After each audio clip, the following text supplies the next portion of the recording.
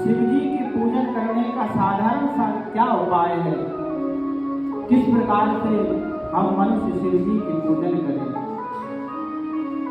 अब कहा गया है, ये तो जब कलयुग प्रारंभ हुआ था तभी ज्ञान और वैराग्य वृद्ध हो गए थे। और अब तो धर्मशास्त्र कहता है कि 5,500 वर्ष व्यतीत हो गए हैं। तो शिव जी की पूजन करने का जो ज्ञान है वो हमको लगता है कि 1% मनुष्यों के अंदर भी नहीं है। भक्ति तो उनके अंदर है, अटूट भक्ति उनके अंदर भरी हुई है, लेकिन देखने को क्या मिलता है, जैसे ही एक हवा चली लोग उनके पीछे पड़ जाते हैं। अभी मध्य प्रदेश में एक महुआ का वृक्ष निकला था, तो वहां पर भीड़ लगने लगी। अपने ज्ञान और विवेक का लोग उपयोग ही नहीं करते हैं। अभी एक पंडित जी ने मंत्र निकाल दिया, श्री शिवाय नमस्तुभ्यं, तो सारे देश में वही होने लगा। कोई आता है कहता है कि भगवान को मत मानो, कोई आता है तो कहता है कि भगवान को तो घर से फेंक दो। कि भगवान को घर से निकालने की एक बात आ गई तो उसको प्रसंगवश कह देते हैं, शिव जी को कभी भी घर से बाहर नहीं रखने चाहिए। अधिकतर हमको देखने को मिलता है कि घर के शिव जी शिवलिंग तुलसी जी में रख देते हैं। एक विधर्मियों ने एक षड्यंत्र रचा कि किस प्रकार से सनातन धर्म मानने वालों को कमजोर किया जाए। तो कहीं कहीं हमको देखने को मिलता है कि शिव जी को बाहर रखते हैं, और उनसे जाकर के यदि हमने प्रश्न भी किया एक दो लोगों से तो कहने लगे, गुरुजी हमने सुना है कि शिव जी को घर में नहीं रखना चाहिए, और जिसके शिव जी यदि घर के बाहर रखे हैं भाई भैया तुरंत घर के अंदर रख लें। एक धर्म बस फैलाया गया, जैसे फैलाया ना कि हमारे सनातन धर्म में कितने देवता होते हैं, तो लोग कहेंगे 33 करोड़ देवी देवता हमारे धर्म में होते हैं। और बसता कितने होते हैं, कहा कि 33 श्रेणी के देवता होते हैं। कितने होते हैं, श्रेणी का मतलब होता है छोटे और बड़े देवता। हमारे धर्म पर बहुत सारे प्रहार हुए, तो आजकल तो भैया प्रहार होते ही जा रहे हैं। जो जिसको आता है कहता है कि सनातन धर्म को छोड़ो, जो जिसको आता है वह कहता है सनातन धर्म को छोड़ो। क्यों छोड़ो भाई सनातन धर्म को, तो लोग कहते हैं अरे इसमें तो ऐसा है, उसमें तो ऐसा है, इतने देवता हैं, ऐसे हैं, लेकिन हमारे धर्म में ऐसा सहसा है। इसलिए बंधुओं माताओं, लोगों ने भ्रम फैलाने के विषय में और हिंदुओं को कमजोर करने के लिए ऐसा भ्रम फैलाया कि आप शिव जी की पूजन मत करिए, शिव जी को घर के बाहर रख दीजिए। अच्छा विचार कीजिए, यदि हमने परमात्मा को परमात्मा माना है तो उनको गर्मी नहीं लगती होगी, क्या उसको सर्दी नहीं लगती होगी। वस्तुतः शिव मात्र ऐसे देवता हैं जो मान सम्मान से परे हैं, लेकिन यदि हमने उनको परमात्मा माना है तो परमात्मा के प्रति हमारा कर्तव्य बनता है कि परमात्मा को यदि विशेष हमने माना है तो जिस प्रकार से हम रहते हैं उनसे अच्छा रखने का हम उनको प्रयास करें, तब हमारे अंदर भक्ति है कि हमारे अंदर भक्ति आई नहीं। क्यों? क्योंकि हमको हमारा कल्याण करना है ना।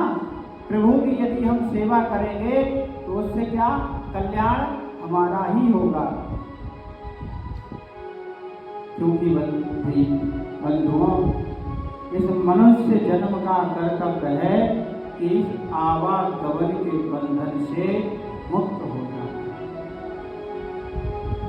और मैं कभी कभी कथाओं में कहता ही हूँ कि छोटी सी परिभाषा है, जो लोग कहते हैं कि पाप और पुण्य नहीं होते, तो उनसे मैं कहना चाहता हूँ कि भैया एक बार किसी मंदिर में जाकर के भिखारियों को देख लेना, और एक बार वृंदावन आकर के इस परिक्रमा जब हम परिक्रमा मार्ग में देख लेना तो ये समझ आ जाएगा कि नहीं पाप पुण्य तो होते हैं।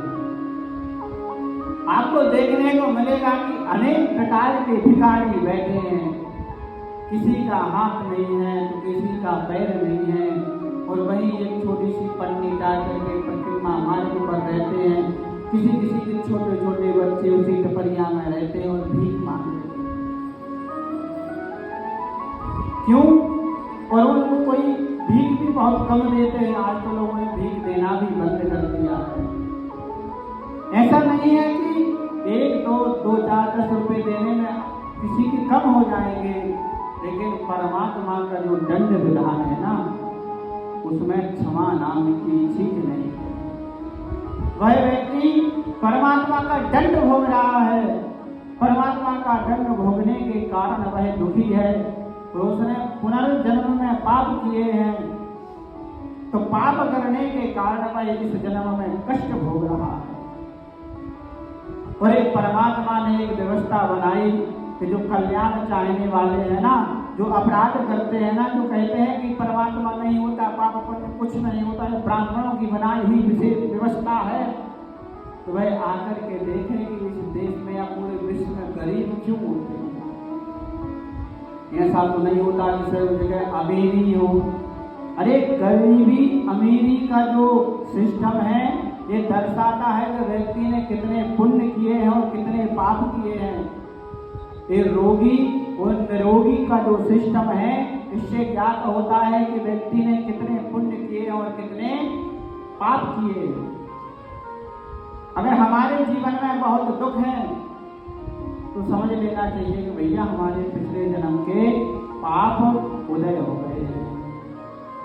और दूसरी बात, बार बार जब मेहनत करते हैं और मेहनत करने के बाद यदि सफलता नहीं मिलती है, तो ये विचार करना चाहिए कि हमने हमारे जीवन में बहुत पाप किए हैं, बहुत प्रकार के पाप किए हैं, उन पापों के कारण हमारा जीवन दुखी है। इसलिए बंधुओं, हमेशा प्रयास करना चाहिए कि परमात्मा का हम भजन करें, और इस प्रकार से भजन करें कि इस आवागमन के बंधन से हम मुक्त हो जाएं। क्यों? क्योंकि हमको नहीं पता कि कितनी बार हमारा जन्म हो चुका है और कितनी बार हम मर चुके हैं।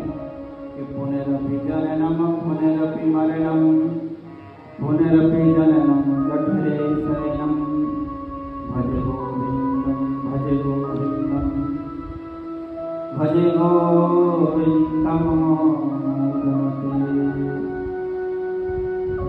हे मूढ़मत, भगवान को भजो। लोग कहते हैं अरे गुरुजी बुढ़ापे में भजन करेंगे, तो बंधुओं मरने बुढ़ापे में किसी से भजन नहीं हो सकता। भजन एक ऐसी व्यवस्था है, जब हम जवानी से अभ्यास करते हैं तब जाकर के हम बुढ़ापे में भजन कर पाते हैं। भजन करना कोई साधारण नहीं है। हमको क्या, सभी को ये विचार करना चाहिए कि हमारा जन्म क्यों हुआ। अच्छा चलो ठीक है, हमने पैसा बहुत कमा लिया, तो मरना तो है एक दिन, तो उस पैसे का फिर क्या होगा, ये विचार भी मन में होना चाहिए। कहा नहीं गुरुजी, ये तो हम हमारे पुत्र के लिए धन कमा रहे हैं। तो भैया यदि वास्तव तुम्हारा पुत्र है, तो जब तुम्हारी मृत्यु होती है तो साथ में उस पुत्र को भी मर जाना चाहिए। आज तक ऐसा हुआ कि किसी का पिता मरा हो तो नहीं, पिताजी खत्म हो गए, अब तो हम भी नहीं रहेंगे। और यदि कोई कहता है कि हमारी पत्नी है, पत्नी के लिए व्यवस्था कर रहे हैं, इतिहास में ऐसा हुआ, पहले जरूर होता था, किसी का पति मर गया हो तो पत्नी भी कहे नहीं अब तो हम नहीं जिएंगे, हम तो मर जाएंगे। हुआ कभी ऐसा? यदि कोई कहे कि हमारी माता है, तो किसी का पुत्र खत्म हो जाए तो किसी की माता ने प्राण त्यागे। कोई भी सगा संबंधी अपने मरने के बाद में 2-4 महीने साल भर भूखे रहते हैं, फिर अपने आप उसके बिना जीने की आदत डाल लेते हैं। तो ये हम देखते हुए आ रहे हैं कि कोई किसी का नहीं है, आया है तो जाएगा राजा रंग फकीर, और कोई सिंहासन चढ़ गया और कोई बना जंजीर। बोली हर हर महादेव।